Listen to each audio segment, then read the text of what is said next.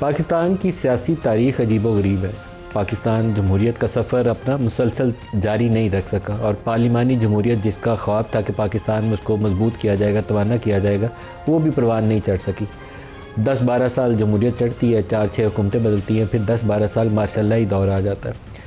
मोहतरमा फ़ातिमा जिन्ना से लेकर बेनज़ीर भुट्टो, नवाज़ शरीफ और अब इमरान खान, तकरीबन सारों ने गद्दारी के फतवे भी सहे और सिक्योरिटी रिस्क भी करार दिए गए।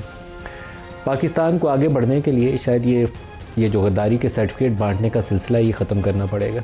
इसके अलावा कोई मुनासिब रास्ता ढूंढना पड़ेगा जिसमें को एग्जिस्टेंस हो, जिसमें एक दूसरे के वजूद को बर्दाश्त किया जा सके। कुछ एल्डरली पॉलिटिशियंस पाकिस्तान, नवाबज़ादा नसरुल्लाह बड़ा उनका एक किरदार हुआ करता था, अपोजिशन जमातों को इकट्ठा करना, कोई तहरीक चलाना।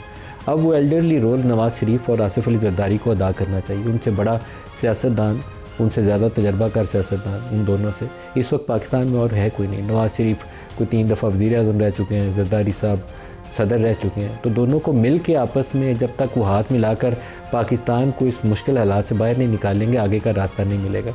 अभी चंद ही साल पहले तक नवाज़ शरीफ को मोदी का यार कहा जाता था, तो क्या नवाज़ शरीफ मोदी का यार था, पाकिस्तान से दुश्मनी थी? नहीं, वो एक सियासी तनाज़ा था जो एक ऐसी शक्ल इख्तियार कर गया कि उसके मोदी का यार कह के पुकारना उसको बड़े फ़ख्र से पुकारा जाता था, और जो इमरान खान पुकारते थे आज वो ज़हनी मरीज़ और उसको क्या कुछ कहा गया।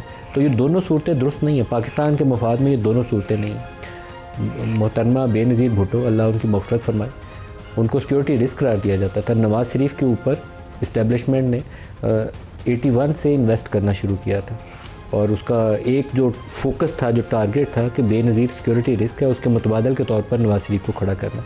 नवाज़ शरीफ की 90 से 93 तक हुकूमत बनी, पहली दफ़ा वज़ीर आज़म बने और उसके बाद से कोई ऐसा साल नहीं आया जिसमें उनकी इस्टेब्लिशमेंट के साथ दोबारा कुर्बत बरकरार रही। फिर 2011 से 2018 तक इमरान खान के ऊपर इन्वेस्ट किया गया। उस वक्त नवाज़ शरीफ और पीपल्स पार्टी और PMLN दोनों को इक़्तिदार से परे रखना ये तरजीह थी, क्योंकि दोनों की बारी लग गई थी और ये इस्टेब्लिशमेंट को पसंद नहीं था। दोनों ने बारियां लगाई हैं। उससे बेहतर तरीक़ाकार ये था कि इमरान खान को थर्ड पॉलिटिकल फोर्स के तौर पर डेवलप करना था। 2011 से 18 तक उस पर इन्वेस्ट किया, 18 में उसकी हुकूमत बनी, 22 में उसके ख़िलाफ़ नो कॉन्फिडेंस हुआ और उसके बाद से अब तक उसको हम कट टू साइज़ करने की कोशिश कर रहे हैं। जो तरीक़ाकार है ये पाकिस्तान को आगे बढ़ने नहीं देगा। आगे बढ़ने के लिए एक दूसरे को बर्दाश्त करना पड़ेगा। एक रोल इस्टेब्लिशमेंट का है और एक पॉलिटिकल एलीट का है। पॉलिटिकल एलीट को अपना किरदार अदा करना चाहिए, ना कि अपनी बारी में इंतज़ार करते हैं कि हमारी बारी में बाकी सारों को जेल में डाल दो। तो वो ठीक है, इमरान खान ने ये बाकी सारों के साथ किया और अभी यही काम पीपल्स पार्टी और नून लीग PTI के साथ कर रहे हैं। तो इस तरीके से पाकिस्तान आगे नहीं जाएगा। आगे जाने के लिए पाकिस्तान के 25 करोड़ लोगों को सामने रखें, उनकी फलाह और तरक्की का राज जो है वो क्या है, वो है पाकिस्तान में पॉलिटिकल स्टेबिलिटी, जिससे आहिस्ता आहिस्ता इकनॉमिक स्टेबिलिटी की तरफ हम बढ़ सकें। हम इकनॉमिक स्टेबिलिटी पिछले 35 सालों से कहते हैं कि हम पिछले वाले ने तबाह कर दिया था, हम हासिल करने लगे हैं। हम कभी हासिल नहीं कर पाए। 30 अरब डॉलर से हम बरामदात नहीं बढ़ा पाए।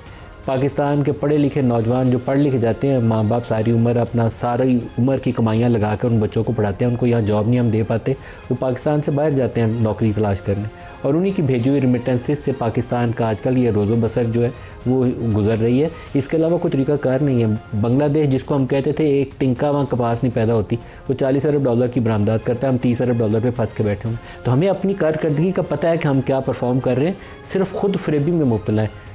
104 के ऊपर इसहाक डार के ऊपर इल्ज़ाम आयद किया जाता था कि इसने 104 के ऊपर डॉलर को मसनूई तरीके से रुका हुआ है। अगर ये डार को हटा दिया जाए फाइनेंस मिनिस्ट्री से तो पाकिस्तान तरक्की बहुत तेज़ी से करेगा।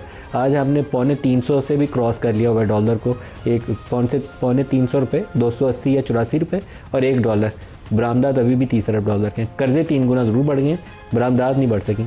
तो हमें पता है कि प्रॉब्लम हमारी क्या है। प्रॉब्लम हमारी है पॉलिटिकल स्टेबिलिटी, जिसकी वजह से हम इकनॉमिक सस्टेनेबिलिटी की तरफ नहीं जाते। यहाँ फ़ॉरेन डायरेक्ट इन्वेस्टमेंट नहीं आती है, लेकिन हम एक दूसरे को गद्दार और चोर और डाकू करार देकर, और सारे इसमें बराबर के कसूरवार हैं। ये नहीं है कि एक है और दूसरा नहीं है, सब ने अपनी अपनी बारी पे यही काम किया हुआ है। तो हमें बेहतरी की जानिब आगे बढ़ना है और कोशिश करेंगे कि आज के प्रोग्राम में अपने मेहमानों से पूछें कि वो रास्ता निकालें जिसमें पाकिस्तान के लिए फलाह, पाकिस्तान के लिए बेहतरी है। लाइन में लगकर एक ही तोते की तरह बयान देना शुरू हो जाते हैं सारे वज़ीर भी और सारे अपोजिशन वाले भी। ये नहीं सोचते कि हमें स्ट्रेटजाइज़ करना है इस मुल्क के लिए, इस मुल्क की बेहतरी के लिए और तरक्की के लिए। वो सोच कम नज़र आती है किसी के अंदर। दूसरा, आज पाकिस्तान के अंदर एक बड़ी डेवलपमेंट है, चीफ़ ऑफ डिफेंस फोर्सेस का ऑफिस जो है वो आज ऑपरेशनल कह लें कि प्रैक्टिकली आज हो गया कि फील्ड मार्शल साहब ने तीनों जो डिफेंस फोर्सेस हैं उनके इजलास की सदारत की और मल्टी डोमेन ऑपरेशंस में तीनों अफवाज को मुत्तहिद करके एक मरबूत निज़ाम बनाया जाएगा। हर सर्विस अपनी ऑपरेशनल तैयारियों के लिए अपनी इनफरादियत बरकरार रखेगी। तीनों अफवाज अपनी अंदरूनी खुद मुख्तारी और तंजीमी ढांचा बरकरार रखेंगी। फील्ड मार्शल साहब ने इजलास से खिताब करते हुए कहा कि भारत किसी खुद फरेबी या गुमान में न रहे। अगली बार पाकिस्तान का जवाब पहले से भी ज़्यादा बरक रफ्तार और तेज़ होगा।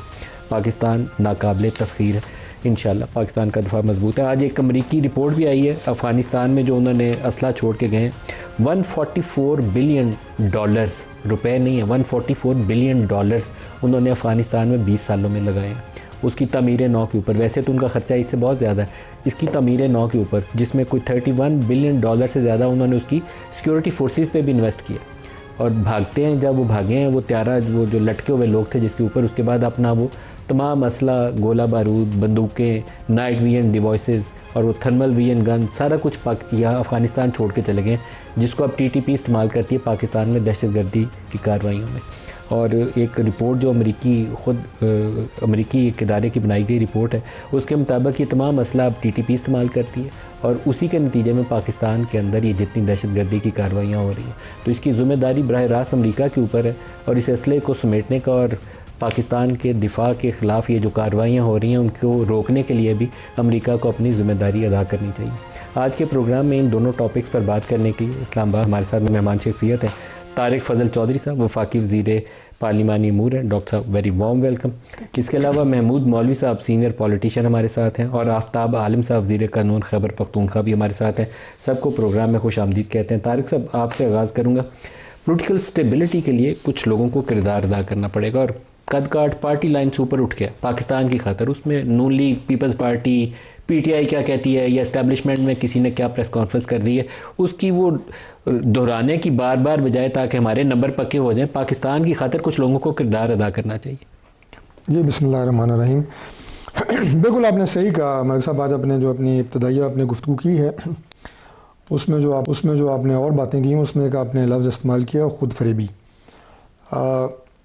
मैं समझता हूँ कि वाकई हम लोग इस खुद फरेबी में मुब्तला हैं कि एक दूसरे को शायद अल्फाज से या एक दूसरे को किसी भी तरह ज़ेर करके हम हालात का कुछ बेहतर कर सकते हैं। लेकिन हालात की बेहतरी के लिए आज भी मैं अभी पार्लियामेंट के इजलास से ही आ रहा हूँ। जब तक हम अपनी ज़िम्मेदारियों को महसूस करके और एक सियासी अमल को आगे नहीं बढ़ाएंगे, पार्लियामान को मजबूत नहीं करेंगे, ये बज़ाहिर तो लगता है जैसे ये एक आप ये कहेंगे रटा रटाया जुमला है पार्लियामान की मजबूती, सिस्टम की मजबूती, लेकिन हकीकत ये है कि इसके अलावा और कोई चारा नहीं है। अगर आप ये कहें कि आपने फ़ैसले जो हैं वो सड़कों पे करने हैं, आपने फ़ैसले जो हैं वो डी चौक में करने हैं, तो फिर उसका अंजाम जो है वो कभी भी मुल्क के लिए बेहतर नहीं होता। अभी जो सूरत हाल है इसमें पाकिस्तान तहरीक इंसाफ ने आज भी बैरिस्टर गौर ने जो पार्लियामेंट में बात की, उन्होंने कहा जी कि कौम जो है वो परेशान है और इंतशार जो है वो नहीं होना चाहिए और मुल्क में स्टेबिलिटी के लिए तनाव और टेंशन को कम करने की ज़रूरत है। अब ये बातें बज़ाहिर ठीक हैं। मैंने खैर उसके बाद इजाज़त मांगी स्पीकर साहब से कि मैं इनका जवाब दूँ फ्लोर ऑफ द हाउस पे, लेकिन स्पीकर साहब ने उसकी इजाज़त नहीं दी। उन्होंने कहा कि अभी खैर टाइम भी नहीं था, लेकिन उन्होंने कहा जी कि अभी माहौल को फ़िलहाल मज़ीद जो है वो उसमें तलखी बढ़ेगी और इजलास जो है उसकी कार्रवाई ख़त्म कर दी गई। अब मैंने वहाँ पर कहना क्या था, मैंने सिर्फ उनसे ये पूछना था कि हमें ये बताएं कि ये जो इंतशार की सियासत है ये कौन कर रहा है, और जो आप कह रहे हैं कि कौम परेशान है उस परेशानी की वजह क्या है, और जो इंस्टेबिलिटी आप कह रहे हैं उसकी क्या वजह है, टेंशन और तनाव आप बता रहे हैं कि जी कम होना चाहिए, ये बढ़ाया किसने है। ये 3-4 सवाल मैंने बैरिस्टर गौर साहब से और PTI की क़यादत के जो असम्बली में बैठे थे उनसे पूछना था। जब से ये असम्बली बनी है उस वक्त से मैं कोई इल्ज़ाम नहीं दे रहा, मैं हक़ाइक़ पे 1-2 बातें करना चाह रहा हूँ। पार्लियामेंट के अंदर हो, पार्लियामेंट के बाहर हो, यानी सिवाय तनाव पैदा करने के और इंतशार की सियासत के पाकिस्तान तहरीक इंसाफ और कोई भी काम नहीं कर रही। अब इसमें मैं जो उनके पार्लियामेंटेरियन हैं मैं उन्हें कतई तौर पे मुर्द इल्ज़ाम नहीं ठहराऊँगा। उसकी वजह यह है कि वो अपनी लीडरशिप की जो पॉलिसीज़ हैं उनके पाबंद हैं।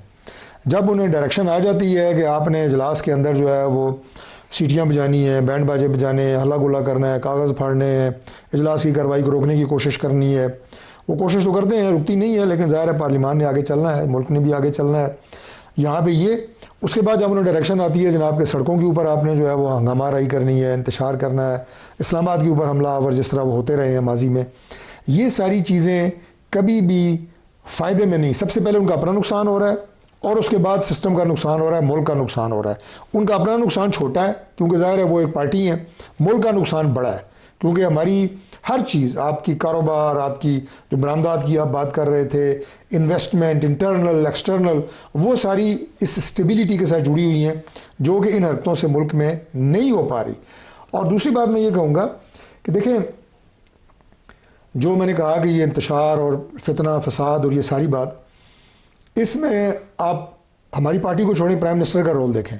प्राइम मिनिस्टर ने एक से ज़ायद दफ़ा आपके प्रोग्रामों में भी बात डिस्कस हुई है, तमाम चैनल्स भी ये बात डिस्कस हुई है, वो तस्वीरें और फुटेजेस चली हैं जब प्राइम मिनिस्टर ने अपोजिशन के पास जाकर ये बात की कि जी ये आप आएँ, बैठें और बैठ के मामलात को हम आगे लेके चलते हैं। लीडर ऑफ दी अपोजिशन की कुर्सी पे जाके प्राइम मिनिस्टर ने ये कहा, एक बात।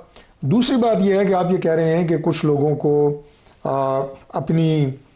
उससे आगे बढ़ के, यानी अपनी जो जमाती वाबस्तियाँ हैं या अपनी जो गवर्नमेंट में ज़िम्मेदारियाँ हैं उसके ऊपर ये किरदार भी अदा करने की ज़रूरत है। ओवर एंड अबव हमारे लोग ये किरदार अदा कर रहे हैं। अगर मैं राना सनाउल्लाह साहब की आपको मिसाल दूँ, अभी जो इमरान खान की जो मुलाकात हुई है इसमें राना सनाउल्लाह साहब का किरदार है, इसमें हमारे लॉ मिनिस्टर का किरदार है, इसमें मेरा अपना किरदार है, और ये जो 4-5 लोग जो ज़ाहिर पार्लियामेंट की भी आईज़ हैं, डीयर्स हैं, वो प्राइम मिनिस्टर साहब के पॉलिटिकल सेक्रेटरी, पॉलिटिकल अफेयर्स के मिनिस्टर हैं राना सनाउल्लाह साहब, अता तारड़ साहब। बात क्या थी कि जी रोज़ रोज़ की जो हंगामा आराई हो रही है अडयाला जेल के बाहर, इससे जान छुड़ाएं, मिलें उनके, सबसे पहले उनकी फैमिली का हक है वो मिलें, उसके बाद जनाब राइट है उनकी लीगल टीम मिले या बाकी लोग जो मिलना चाहते हैं उनके काबरीन सियासी। हमने अपना किरदार अदा किया मलिक साहब, उसका नतीजा क्या निकला? इमरान खान साहब की हमशीरा की मुलाकात होती है और उसके बाद जो कार्रवाई इमरान खान साहब के ट्विटर से होती है वो आप देखें। एक ऐसी फ़ौज जिसके बारे में आपने ये कह रहे थे कि ये तो जंग ही नहीं लड़ सकते जी, ये तो ये जर्नल जंग नहीं लड़ सकते, उन्होंने आपको जंग लड़ के दिखाई, जंग जीत के दिखाई, पूरी दुनिया में आपको अल्लाह के फजल से इज़्ज़त दिलाई, आपके पासपोर्ट को, आपके झंडे को इज़्ज़त दिलाई। उनका जो लीडर, उनके जो आर्मी चीफ है फील्ड मार्शल सैयद आसिम मुनीर, वो एक नेशनल हीरो हैं। उनकी ज़ेर क़यादत जो एयरफोर्स ने जिस तरह काम किया, ज़हीर बाबर सिद्धू साहब की ज़ेर क़यादत, ये बातें बहुत दफ़ा हो चुकी हैं। आपको उन्होंने और मुल्क को इज़्ज़त दिलाई। आपसे मुलाकात के बाद, इमरान खान से मुलाकात के बाद जो कराई गई, उसके बाद आप देखें कि आपने जो कंपेन उनके खिलाफ चलाई, आर्मी चीफ के खिलाफ चलाई, फ़ौज के खिलाफ चलाई, रियासती इदारे के खिलाफ चलाई। मैं बहुत खुल के बात कर रहा हूँ क्योंकि आपने भी बड़े दिल से खुल के बात की है, मैं भी अपने दिल से बड़ी खुल के बात कर रहा हूँ। मुल्क के साथ जो कुछ हो रहा है उसको देख के दिल जलता है। मैं तो कहता हूँ कि कुछ लोग जो है वो अपनी वजारतों से, अपनी एमएनएशिप से, इन चीज़ों से ऊपर उठ जाए, पाकिस्तान की खातिर कुछ वजीर में आपको ये बात निकाल, मैं दिल से ये बात कर रहा हूँ। उसके बाद फिर आपने ये किया, अच्छा हमारी फ़ौज, उसके खिलाफ कौन बात कर रहा है? उसके खिलाफ बात कर रहा है इंडिया, उसके खिलाफ बात कर रहा है इसराइल।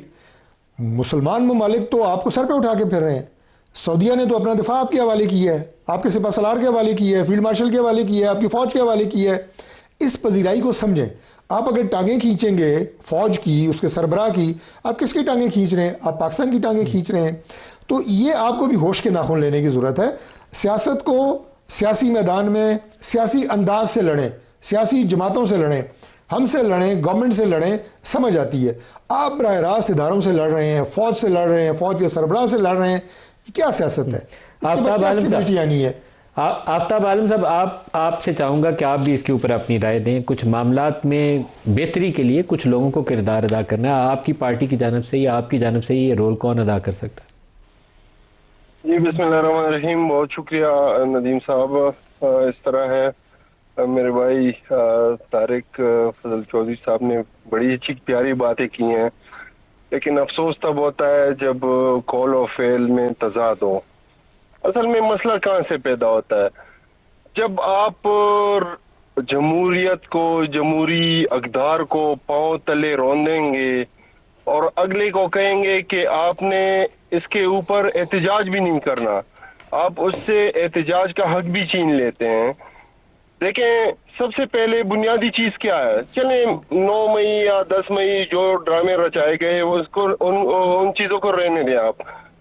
इलेक्शन किसने चोरी किया, किसके लिए चोरी किया, ये सारी बातें हैं। जब तक बुनियादी चीजों की तरफ हम नहीं आएंगे तो मेरे ख्याल में ये चीजें आगे नहीं बढ़ेंगी, हालात और भी खराब होते रहेंगे।